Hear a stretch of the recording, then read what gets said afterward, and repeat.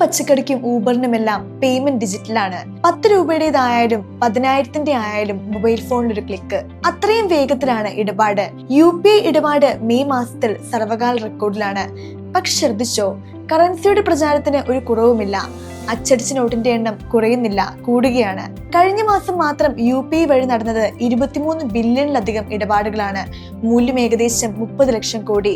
ഇതുവരെ ഉണ്ടായതിൽ ഏറ്റവും വലിയ മാസ നേട്ടം. അതേസമയം രാജ്യത്തെ കറൻസി സർക്കുലേഷനും പുതിയ ഉയരത്തിലെത്തി.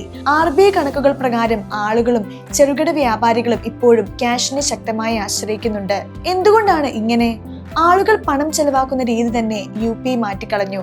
പക്ഷേ പണമായി തന്നെ ആളുകൾ ഇപ്പോഴും ക്യാഷ് സൂക്ഷിക്കുന്നു എന്ന് മാത്രമല്ല, ഉൾനാടുകളിൽ ഗ്രാമീണരും സാധാരണക്കാരും കറൻസി കൊണ്ട് തന്നെ ഇടപാട് തുടരുന്നു. UPI ഇടപാട് വശമില്ലാത്തവർ ഒരുപാട്. ഇന്ത്യയുടെ 2 മുഖങ്ങളാണ് അത്. ഒരു വശത്ത് ഡിജിറ്റൽ മുന്നേറ്റം, മറുവശത്ത് പരമ്പരാഗത രീതി. അടിയന്തര ആവശ്യങ്ങൾ, ഗ്രാമീണ മേഖലകൾ, ചെറിയ ഇടപാടുകൾ, ബാങ്കിന് പുറത്തുള്ള ഇടപാടുകൾ എന്നിവിടങ്ങളിൽ ക്യാഷിന് ഇന്നും വലിയ സ്ഥാനമുണ്ട്. അതായത് ഇന്ത്യയിൽ ഇപ്പോൾ UPIയും ക്യാഷും തമ്മിൽ മത്സരമല്ല നടക്കുന്നത്. രണ്ടും ഒരുമിച്ച് വളരുന്ന ഒരു പുതിയ സാമ്പത്തിക യാഥാർത്ഥ്യമാണ് രൂപപ്പെടുന്നത്. നിങ്ങൾ കൂടുതലായി ഉപയോഗിക്കുന്നത് ഏതാണ്? UPI ആണോ അതോ ഇപ്പോഴും കയ്യിൽ കുറച്ച് ക്യാഷ് കരുതാറുണ്ടോ? കമന്റ് ചെയ്യൂ.